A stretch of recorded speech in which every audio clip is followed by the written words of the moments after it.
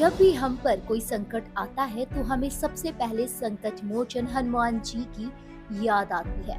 बल तथा बुद्धि से समृद्ध हनुमान जी को बाल ब्रह्मचारी के रूप में भी जाना जाता है। लेकिन क्या हुआ अगर हम कहें कि हनुमान जी की भी पत्नी थी, उनका भी विवाह हुआ था, मगर फिर भी वे बाल ब्रह्मचारी कहलाते हैं। सुनने में थोड़ा अजीब लग रहा है, पर ये सच है।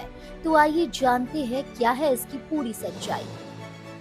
दरअसल भगवान सूर्यदेव हनुमान जी के गुरुदेव थे, जिनसे हनुमान जी को नव विद्या प्राप्त करना था। उन्होंने 5 ज्ञान तो प्राप्त कर लिए, परंतु बाकी के 4 ज्ञान को हासिल करने के लिए उनका विवाहित होना अनिवार्य था।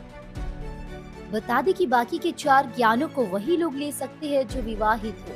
भगवान सूर्यदेव यानी कि हनुमान जी के गुरु ने हनुमान जी को इसका एक उपाय बताया। उन्होंने कहा कि बाकी के 4 ज्ञान प्राप्त करने के लिए तुम मेरी पुत्री सुवष्णा से विवाह कर लो। सूर्यदेव की पुत्री होने के कारण सुवष्णा में अत्यंत ताप था, जिसे एकमात्र हनुमान जी ही सहन कर सकते थे। हनुमान जी ने अपने गुरुदेव की बात मानकर उनकी पुत्री से विवाह कर लिया। लेकिन अगर हम आपसे यह बोले कि विवाहित होने के बाद भी हनुमान जी बाल ब्रह्मचारी ही थे, तो क्या आप इस बात पर विश्वास करेंगे?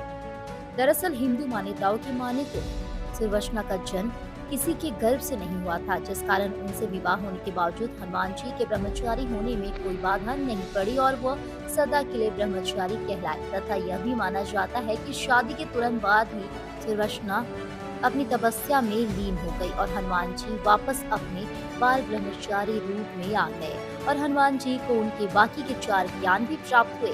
तेलंगाना में स्थित श्री सुवष्णा सहिता हनुमान मंदिर में हनुमान जी और उनकी पत्नी सुवष्णा को साथ में पूजा जाता है। स्थानीय लोग हनुमान जी के विवाह को ज्येष्ठ दशमी के रूप में भी मानते हैं। मान्यताओं के अनुसार यह मंदिर काफी पुराना है और इसकी खूबसूरती का कारण यह मंदिर आकर्षण का केंद्र बना हुआ है।